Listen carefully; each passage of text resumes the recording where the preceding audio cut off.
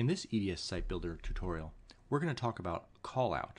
Now, what is a callout? Well, it's one of the modules that you can use on your site, and it's a pre-laid out, sort of formatted setup where you have a photo, you can have a title, some content, and a call to action. And these can be arranged in various ways, and different options can be done to really change the look of this. But it saves you from having to do this all manually, having to bring in a photo into the text, put in a heading, put in some text, and then try to get it to all aligned using margins and padding and stuff. This is all set, ready to go, and looks quite nice. The first thing we want to do, so we can take a look at the details, is launch the Site Builder. Once you're into edit mode, you can then hover over an element, and it will actually tell you that it's a callout, as we covered in one of the other videos, and we can simply click and check out the settings. Now in here we have obviously the heading, which is the title of the box. So I can update that if I like. You can see that it's already changing in the background. Right, I can change the actual content as well. And then the call to action can be a text link like it is here. It says read more. All right, so you could say, you know, click now if you wanted to. And you know, change that up, and you can see again it's updating as we go along. You can also set it to none, which is real nice, that if you just had some information you want to get out, or you're highlighting something and you don't really need them to click to go anywhere or to see more info or anything like that, you just want to tell them something, you can remove the call to action altogether. That's kind of handy.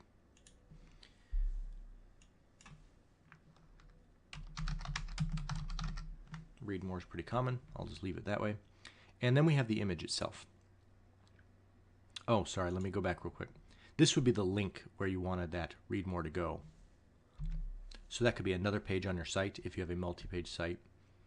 It could be off the site altogether. Say you're using your website, but you want to link to some other information on the web, link to your Facebook page, link to you know, something that you've got a contest, or you're doing just, again, something somewhere else, and you want to be highlighting that and bringing people to it. You could use a link to do that. Let's take a look at the image itself. So we have obviously some options. You can use an icon, use one of the pre-built icons. You can choose none and just have the title and the text. But let's leave it at photo for this tutorial here. And we can select the photo, and obviously you could upload images. I have already, you know, uploaded a demo image, so I'm just going to use that. It's the same one we have. I'm going to select that, and it plops it in here for us. Now you can see here that I uploaded a full-sized image, and it will in fact use it. The thing to remember is that just because it appears smaller on the page doesn't mean it's actually smaller. So if this image was to be, say, a megabyte or 2 megabytes large, let's say I bought it at a stock place and it's just this really massive photo, that will cause your page to load more slowly. And so you want to pre-crop those at least closer to the size that you want, and make sure you're, you know, exporting it in the right settings so that it's a smaller image. And that's just one of those key things, that the system will allow you to use it and it'll actually look nice.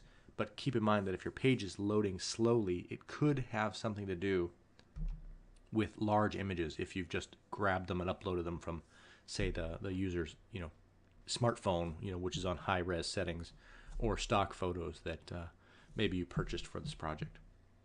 Now here's one of the cool things that you can do. You can actually change the position of the photo, so it can be above the heading. In this case, we've got the photo above, and we have the heading here. Remember, the heading is the title. Or you can have it below, you can have it left or right.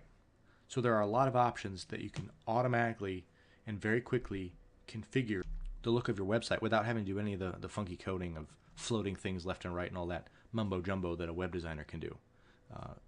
This is just a quick click it, change, check it, like it, don't like it, move it back, whatever. Very, very slick and very handy. And then here's one other thing that's kind of cool. You don't have to have just a landscape rectangular layout. Built right in is an ability to change to a portrait, which would be up and down, or even a circle. And we'll take a look at that here. I'm going to hit, there we go. See it updating in the background. Move my window over. So it's taken the photo that I uploaded, which was rectangular or square, I don't, you know, whatever, and it's kind of cropped it, if you will, on the fly into a circle.